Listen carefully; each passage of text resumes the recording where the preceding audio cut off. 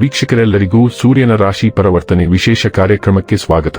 ವೀಕ್ಷಕರೇ, ಗ್ರಹಗಳ ಅಧಿಪತಿಯಾಗಿರುವ ಸೂರ್ಯ ಪ್ರತಿದಿನಗಳು ತನ್ನ ಪಟ ಬದಲಾಯಿಸುತ್ತಾನೆ. ಸೂರ್ಯ ಒಂದು ರಾಶಿಯಿಂದ ಮತ್ತೊಂದು ರಾಶಿಗೆ ಸಂಚರಿಸಿದಾಗ ಅದನ್ನು ಸೂರ್ಯ ಸಂಕ್ರಾಂತಿ ಎಂದು ಕರೆಯಲಾಗುವುದು.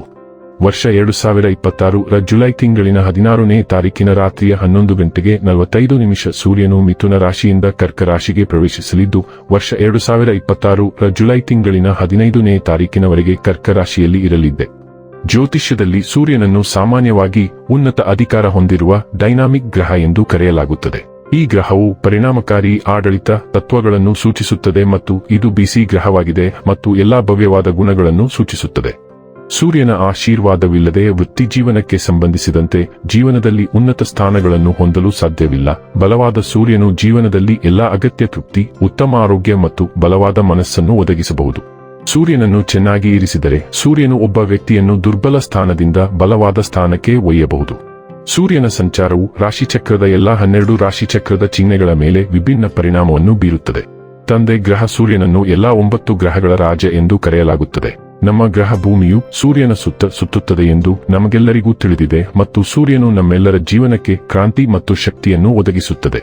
ಈ ಪ್ರಮುಖ ಜೀವಶಕ್ತಿಯು ನಮ್ಮ ದೇಹದಲ್ಲಿ ಚಲಿಸುತ್ತದೆ ಮತ್ತು ನಮ್ಮ ಜೀವನವು ಈ ಶಕ್ತಿಯೊಂದಿಗೆ ನಡೆಯುತ್ತದೆ. ಈ ಕಾರಣದಿಂದಾಗಿ ನಮ್ಮ ಜೀವನವು ಮುಂದುವರಿಯುತ್ತದೆ ಮತ್ತು ಸೂರ್ಯನನ್ನು ಈ ಇಡೀ ಜಗತ್ತನ್ನು ನೋಡಿಕೊಳ್ಳುವವನು ಎಂದು ಏಕೆ ಪರಿಗಣಿಸಲಾಗುತ್ತದೆ. ಹಾಗಾದರೆ ಬನ್ನಿ, ಇಲ್ಲಿ ಸೂರ್ಯದೇವನ ಕರ್ಕ ರಾಶಿಯಲ್ಲಿ ಈ ಗೋಚರ ಇಲ್ಲಿ ಪ್ರತ್ಯೇಕವಾಗಿ ಧನು ರಾಶಿಯ ಜಾತಕದ ಪಾಲಿಗೆ ಹೇಗೆ ಸಾಬೀತಾಗಲಿದೆ, ಯಾವೆಲ್ಲ ಫಲಗಳು ಇಲ್ಲಿ ನಿಮಗೆ ಲಭಿಸಲಿವೆ ಮತ್ತು ಯಾವ ವಿಷಯವಾಗಿ ಇಲ್ಲಿ ನೀವು ವಿಶೇಷ ಎಚ್ಚರಿಕೆ ಹೊಂದಿರಬೇಕು ಅನ್ನೋದನ್ನ ನೋಡೋಣ. ಎಂದಿನಂತೆ ನಮ್ಮ ವಿನಂತಿ ಎಂದರೆ, ನೀವಿನ್ನೂ ನಮ್ಮ ಚಾನೆಲ್ ಅನ್ನ ಸಬ್ಸ್ಕ್ರೈಬ್ ಮಾಡಿಲ್ಲವೆಂದರೆ ದಯವಿಟ್ಟು ಈಗಲೇ ನಮ್ಮ ಚಾನೆಲ್ ಅನ್ನ ಸಬ್ಸ್ಕ್ರೈಬ್ ಮಾಡಿ. ಹಾಗೆ ನಿರಂತರ ವಿಡಿಯೋ ಅಪ್ಡೇಟ್ಸ್ಗಳಿಗಾಗಿ ತಪ್ಪದೇ ಪಕ್ಕದ ಬೆಲ್ ಐಕಾನ್ ಬಟನ್ ಕೂಡ ಕ್ಲಿಕ್ ಮಾಡಿ. ವೀಕ್ಷಕರೇ, ಧನು ರಾಶಿಯವರೇ, ನಿಮ್ಮ ಜಾತಕದಲ್ಲಿ ಸೂರ್ಯ ಅದೃಷ್ಟ ಮನೆಯ ಅಧಿಪತಿಯಾಗಿದ್ದು ಪ್ರಸ್ತುತ ಅವನು ನಿಮ್ಮ 8ನೇ ಮನೆಯಲ್ಲಿ ಸಾಗಲಿದ್ದಾನೆ. 8ನೇ ಮನೆಯಲ್ಲಿ ಸೂರ್ಯನ ಸಂಚಾರವು ಒಳ್ಳೆಯದಲ್ಲ ಎಂದು ಪರಿಗಣಿಸಲಾಗಿದೆ.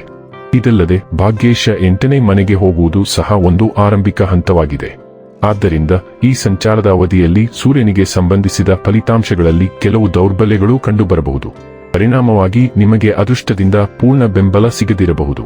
ಆದ್ದರಿಂದ ನಿಮ್ಮ ಕಠಿಣ ಪರಿಶ್ರಮವನ್ನು ಹೆಚ್ಚಿಸುವ ಅವಶ್ಯಕತೆ ಇದೆ. ನಿಮ್ಮ ಕೆಲಸದಲ್ಲಿ ಯಾವುದೇ ಬದಲಾವಣೆಗಳನ್ನು ಮಾಡಲು ನೀವು ಬಯಸಿದರೆ ಇದು ಒಳ್ಳೆಯ ಸಮಯವಲ್ಲ. ಈ ಅವಧಿಯಲ್ಲಿ ಶಾಂತವಾಗಿರುವುದು ಉತ್ತಮ. ಪೂರ್ವಜರ ಆಸ್ತಿಯ ಬಗ್ಗೆ ಯಾವುದೇ ರೀತಿಯ ಅಪಾಯವನ್ನು ತೆಗೆದುಕೊಳ್ಳಬಾರದು. ತಂದೆಯ ಆರೋಗ್ಯವು ಈಗಾಗಲೇ ದುರ್ಬಲವಾಗಿದ್ದರೆ ಈ ಸಮಯದಲ್ಲಿ ಅವರ ಆರೋಗ್ಯದ ಬಗ್ಗೆ ಹೆಚ್ಚಿನ ಗಮನ ಹರಿಸುವ ಅವಶ್ಯಕತೆ ಇದೆ. ಈ ಸಮಯದಲ್ಲಿ ಪುಸ್ತಕ ಓದುವುದು ಸಹ ಪ್ರಯೋಜನಕಾರಿಯಾಗಬಹುದು. ವಿಶೇಷವಾಗಿ ಯಾವುದೇ ಅನಗತ್ಯ ಪ್ರಯಾಣಗಳನ್ನು ಕೈಗೊಳ್ಳಬೇಡಿ. ಬಹಳ ಮುಖ್ಯವಾದ ಪ್ರಯಾಣಗಳನ್ನು ಎಚ್ಚರಿಕೆಯಿಂದ ಕೈಗೊಳ್ಳಬಹುದು. ಇನ್ನು ಕೊನೆಯದಾಗಿ ಈ ದಿನಗಳಂದು ಮಾಡಿಕೊಳ್ಳಬೇಕಾದ ಉಪಾಯಗಳ ಕುರಿತು ನೋಡುವುದಾದರೆ, ಎಲ್ಲಾ ರೀತಿಯ ವಿವಾದಗಳಿಂದ ನಿಮ್ಮನ್ನು ರಕ್ಷಿಸಿಕೊಳ್ಳುವುದು ಮತ್ತು ಕೋಪ ಮತ್ತು ಅಹಂಕಾರವನ್ನು ತ್ಯಜಿಸುವುದು ಪರಿಹಾರವಾಗಿ ಕೆಲಸ ಮಾಡುತ್ತದೆ. ವೀಕ್ಷಕರೇ, ಇದಾಗಿತ್ತು ಧನು ರಾಶಿಯ ಜಾತಕದವರ ಸೂರ್ಯನ ರಾಶಿ ಪರಿವರ್ತನೆಯ ಮಾಹಿತಿ ಇಷ್ಟವಾದರೆ ವಿಡಿಯೋವನ್ನು ಲೈಕ್ ಮತ್ತು ಶೇರ್ ಮಾಡಿ. ಹಾಗೆ ಚಾನೆಲ್ ಸಬ್ಸ್ಕ್ರೈಬ್ ಮಾಡುವುದರ ಜೊತೆಗೆ ನಿರಂತರ ವಿಡಿಯೋ ಅಪ್ಡೇಟ್ಸ್ಗಳಿಗಾಗಿ ಪಕ್ಕದ ಬೆಲ್ ಐಕಾನ್ ಕ್ಲಿಕ್ ಮಾಡಿ.